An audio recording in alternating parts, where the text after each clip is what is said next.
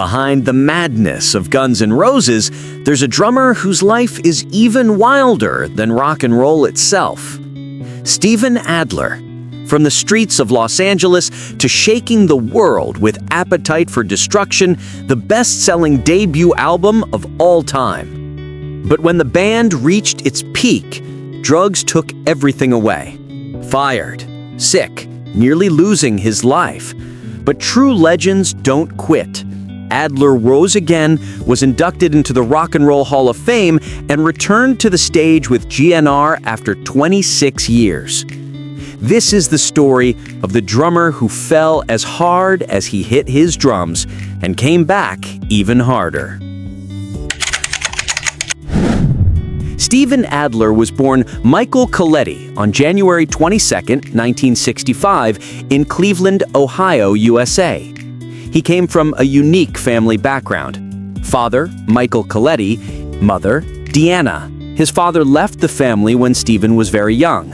His mother then moved Steven and his siblings to Los Angeles, California, to start a new life. Steven grew up in San Fernando Valley until age 13. Because he was considered a troublesome kid, he was sent to live with his grandparents in Hollywood. And there, his journey in music began. At Bancroft Junior High School, he met a kid named Saul Hudson, later known to the world as Slash. They became friends after Slash helped Steven during a skateboard accident. From that friendship, one of the greatest histories in rock and roll was born. After returning to Hollywood in 1983, Steven Adler seriously pursued a music career. He auditioned for the band London, but failed. However, that failure became the gateway to something much bigger. With his childhood friend Slash, they formed a band called Road Crew, inspired by Motorhead's song "We Are the Road Crew." They posted an ad looking for a bassist, and Duff McKagan, a punk kid from Seattle, answered it. Although they never found the right vocalist, the musical chemistry between them was already solid. The group disbanded, but the meeting of these three key members would change rock music forever. Steven then briefly joined Hollywood Rose, which included Axl Rose and Izzy Stradlin. This was where the earliest seeds of Guns N' Roses were planted. In June 1985, Guns N' Roses officially formed again with the legendary lineup: Axl Rose, vocals; Slash, lead guitar; Izzy Stradlin, rhythm guitar; Duff McKagan, bass; Steven Adler, drums. They conquered the Sunset Strip with raw attitude and dangerous energy. Adler's groove brought a swinging rock and roll feel, not just loud, but alive. In 1987, they released Appetite for Destruction, which became the best-selling debut album of all time. Legendary hits like Welcome to the Jungle, Sweet Child of Mine, Paradise City took over the world. The album sold over 30 million copies and made Guns N' Roses the biggest band on the planet by the late 1980s. Chaos-filled concerts, drugs, and rebellion became their trademark, both mesmerizing and terrifying the music industry. Their second album, GNR Lies, continued their dominance. Multi-platinum success with featuring emotional and controversial songs like Patience. At this point, Steven Adler was one of the most talked about and talented drummers in rock. But behind the fame, a dark shadow grew stronger. His golden era with GNR ended when he struggled with heroin addiction. When he failed to finish the recording of Civil War, the band fired him on July 11, 1990. He felt like his world collapsed, from the biggest drummer on earth to someone sinking into depression and addiction. He sued his former bandmates, claiming he was forced to sign an unfair contract. In 1993, he won the case and received financial compensation and 15% royalties from the songs he recorded. But the money only fueled his addiction. He suffered a stroke in 1996 from heavy drug use, partially paralyzing his face and affecting his speech. His career died. His life drifted. The turning point came when he formed Adler's Appetite, 2003. The band performed GNR's classic songs around the world. His name resurfaced, but he relapsed again. His battle with addiction was televised through Celebrity Rehab 2011, where the world saw how hard his struggle truly was. In 2012, Steven was inducted into the Rock and Roll Hall of Fame as part of the classic GNR lineup. Although Axl did not attend, Steven performed with Slash, Duff, and old friends, an emotional moment proving he was still a vital part of GNR history. He said, "This is the greatest honor of my life." That same year, he released Back from the Dead with his new project, Adler.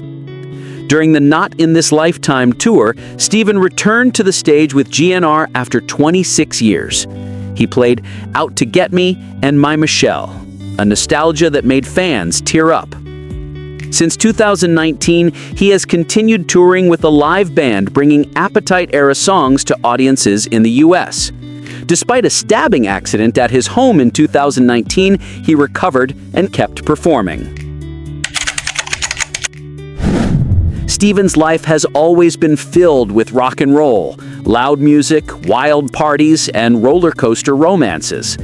During the late 1980s, when Guns N' Roses was at their peak, he lived fully like a rock star, surrounded by women and fame, but deep down, he craved a simple and genuine love. He had several relationships fall apart due to attitude and emotional instability. Each heartbreak pulled him deeper into darkness. In the 2000s, as he fought to rebuild his life, love found him again. He met Carolina Ferreira, a woman who helped him regain his confidence and strength. After a long relationship full of support and healing, they married in 2017. Carolina became his biggest supporter, pushing him to stay clean and return to the stage. With love, he learned that no success is greater than having someone who stays when the world walks away. Today, he enjoys a calmer married life. He no longer chases wild love, he already found it at home, with someone who holds his hand even when he falls again and again. In the world of rock and roll, Steven Adler is not only known for his thunderous drumming, he has built a solid fortune. As of 2025, his net worth is estimated at $15 million. His wealth comes from royalties from his era with GNR, tours and live performances after leaving GNR, TV appearances, autobiography, and other music projects. It may not be the biggest among his former bandmates, but considering his struggles and downfall, it is a proof of a great comeback. Steven has lived a turbulent life, but his success still allows him to enjoy luxury. One of his prized assets is a beautiful country-style home in Studio City, Los Angeles, worth over $1 million. The property features 3 bedrooms, 3 bathrooms, cozy interiors with stone fireplace, and large outdoor parking for up to 8 cars, perfect for a rock star with taste. Inside, he keeps a room dedicated to music, filled with memorabilia and equipment from his glory days. Even after everything, Adler rises with style, living peacefully, but still with the flair of a rock icon. Although known as a wild rock legend, Steven Adler has down-to-earth hobbies that show his warm personality. He loves interacting with fans, signing items, taking photos, giving free hugs, finding happiness in the connections he builds. He also enjoys healthy food, especially during tours. In Australia, he excitedly tried giant lobsters and fresh, clean food meals, making culinary adventures part of his joy on the road. These hobbies reflect a man who appreciates simple happiness, respects his supporters, and keeps striving to live better each day.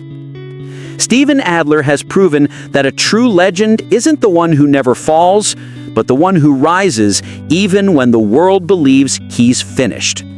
Welcome to the story of the drummer who refused to quit even when life tried to silence his drums forever.